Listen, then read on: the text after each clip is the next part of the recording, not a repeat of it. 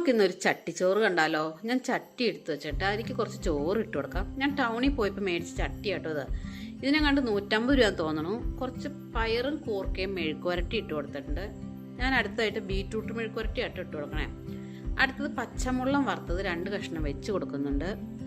നമ്മുടെ വീട്ടിൽ ഒരുപാട് കറിയൊക്കെ ഉള്ളപ്പോൾ ഇങ്ങനെ ഒരു ചട്ടിച്ചോറൊക്കെ ഉണ്ടാക്കി നോക്കട്ടോ. അടുത്തതായിട്ട് ഞാൻ ചിക്കൻ വറുത്തതിൻ്റെ 2 പീസ് വെച്ച് കൊടുക്കുന്നുണ്ട്. എൻ്റെ ചാനൽ കണ്ട് എല്ലാവരും ലൈക്കും സബ്സ്ക്രൈബും ഓൾ ബട്ടനും അമർത്തണം കേട്ടോ. എന്നാലാണ് ഞാനിടുന്ന അടുത്ത വീഡിയോ കാണാൻ പറ്റുള്ളൂ.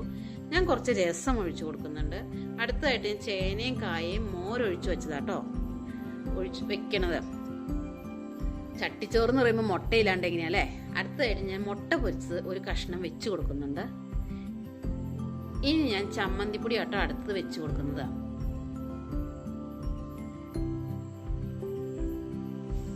ഞാൻ അടുത്തതായിട്ട് കുറച്ച് നെല്ലിക്ക അച്ചാറും കൂടി ഇടുന്നുണ്ട്. അപ്പോൾ എല്ലാവരും ഒന്ന് ഇത് ഉണ്ടാക്കി നോക്കട്ടോ. അടുത്ത വീഡിയോ ആയിട്ട് നാളെ വരാം.